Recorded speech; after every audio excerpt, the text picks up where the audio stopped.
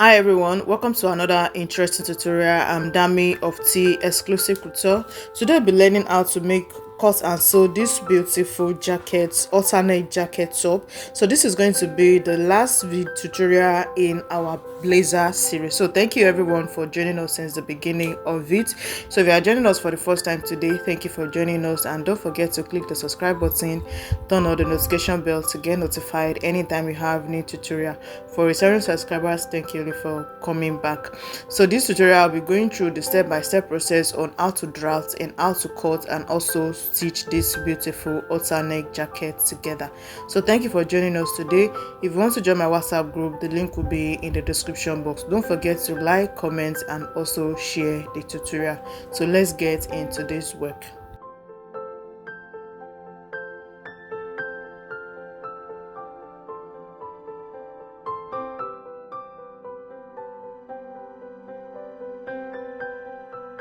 For the drafting of the alternate, I have the lines out here. We have the shoulder line, the chest line, the waist, and the length of the top. So from the tip, I step down by 7 inches. That is going to be for the alternate extension on the neck. So in the center front now, you go in by 1 inch, which is going to be for the button allowance we have on the center front. Then you go ahead and connect it together. So it's from this 1 inch that we are going to be starting all of our measurement.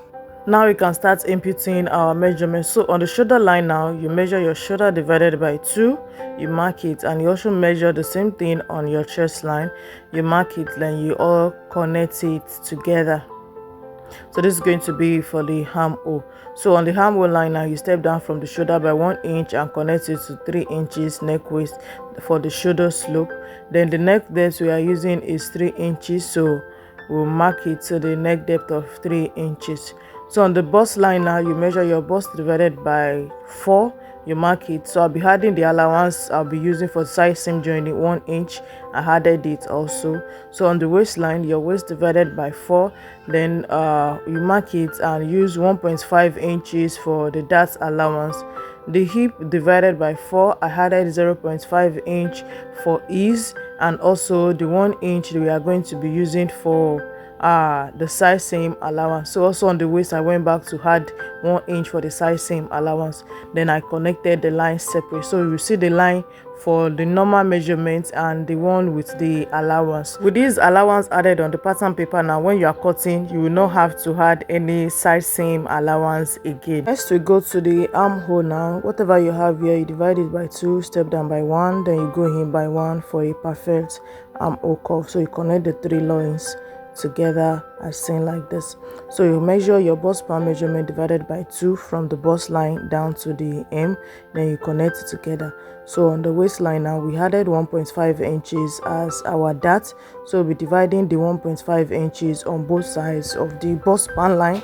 When you stop ½ inch before the bust point, so you go ahead and connect the dart legs.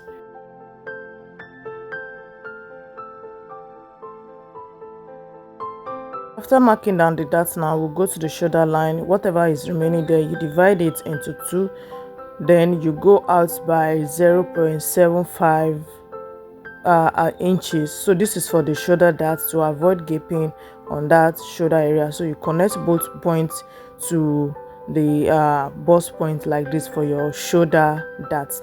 So now for this outer neck now, it has a low neck, so we step down from the shoulder by 5 inches. That's 2 inches below the normal the basic neckline. Then we are going to be connecting it to that 0.75 we step out on the shoulder line. So we connect it like this. So this is going to be the neckline we'll be using for the outer neck. You see now that the neckline cuts through the dart that we made, so there will be no gaping on that side. So now those 2 points now and the shoulder point, we are going to be extending it out. So that is what we'll be using for the outer neck extension that will go around the back neck. Next thing to do on our pattern is the shaping of the damper. So you come to the side front now, you step up by 4 inches or 3.5 inches, you mark it, and also on the center front also you step up by 3.5 inches. Then we are going to be connecting it to the dart line like this.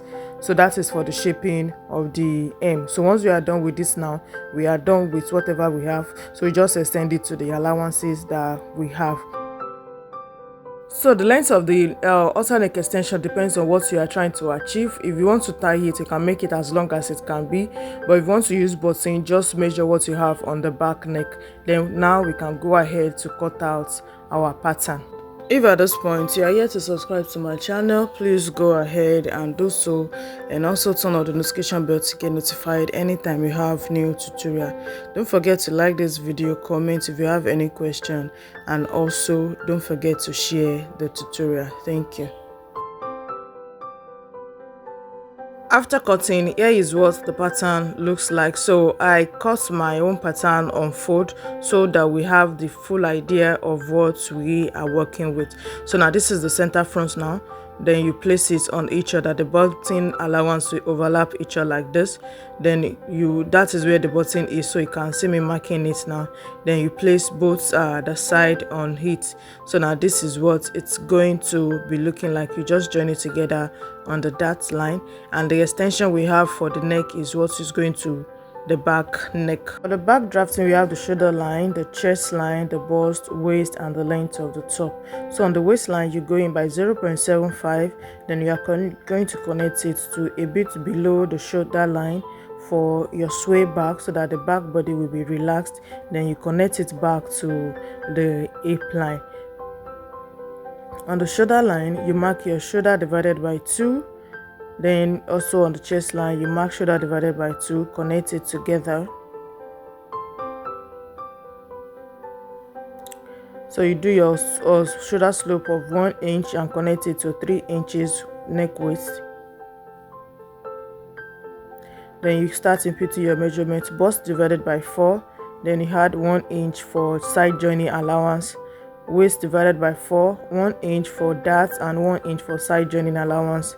Hip divided by 4, half inch for ease and 1 inch for side seam allowance. So you go ahead to connect the lines together. So on the hem now, we will step up by 3.5 for the front, so we'll do the same thing for the back. Then you connect it to the center back as seen like this, just to make a slight curve for the back. So that will be the hem of the back. For the neckline of the back, is going to be a low back starting from the chest line. If you see now, the journey to the front is going to be on the chest line like this. So you can make your neckline to be straight like this, or you can just step up a little bit up from your chest line by like 1 inch, and you blend it in back to the chest line, so that you not just have a straight neckline at the back. So you just blend it in like this. So that will be for your back neckline. While we are at it, please let's not forget the back dart. So you mark your bust span measurement down to the hem, you connect it together. Don't forget that on the waistline we added 1 inch allowance for the dart. So you are going to be splitting the 1 inch on both sides of the bust span line, then you connect it to the hem. So that's going to be the dart. Please don't forget to impute the dart. Then you can go ahead to cut out your back pattern. So just make sure that all your measurements are correct and accurate. So you cut out the sway back. For the back dart, you can decide to cut it through, or you can just decide to close it up like this with your paper tape. So now this will just enable you to have a full piece for the back, so you don't have pieces pattern for the back. So you do a little bit tightening on the upper part like this, then you hold it down with paper tape. So now you have just one piece for the back pattern like this. So these are the patterns we have after drafting it out. This is both the front and the back. So this pattern now will be going ahead to use the pattern to cut out on the fabric. Alright, so now these are the patterns. Now we'll proceed to cut it out on the fabric, and I'll be using this Ankara fabric for heat. So don't forget that on the side we've added our side seam allowance, so you will not be adding on the fabric again. So you just add all other side 0.5 for that, and on the back 0.5 for joining the center back together, because you have the button in the front. So the front also you have 0.5 allowance all around. So this is what we got after cutting it out. I've cut on the fabric and also on the lining. So this is the front piece that we have now. So then you start joining it together, the side front to the center front. You join them together on the side line, seam line. then also that one you join together. So you join the lining also together. For the back bodice, you go ahead to join it on the center back, the fabric separate and the lining also separate. So once you are done joining the front and the back now, then you can continue to join them together on the side using 1 inch size seam allowance that we added to it. This is what we have after joining both the front and the back together. We have it here like this, and also I've gone ahead to join the lining also. So the next thing we are going to be doing now is to be using the lining to turn the fabric. So you place them right side facing the right side, so you pick each of the side, then you can start from any side you want. So you'll be sewing it all round with 0.5 inch allowance all round through the neckline and or the hemline. So to turn it all out now, you'll be opening your lining on the center back, so we'll be using it to turn it all out when you are done sewing. This is what I got after turning with the lining. You see how the finishing is. So that's the place I turn it out. So you just stitch it down or put your hemming gum there to finish the edge. So you have the front here like this. This is what the front you have. You put the button in the front, and on the neckline you can put a button or press button there. Then you put your button in the front and do your button holes also. So this is what the front is looking like. When you turn it to the back now, this is what the back is going to be like. So thank you for joining us in our class today. I hope you're able to learn something new, and we'll see you in the next class.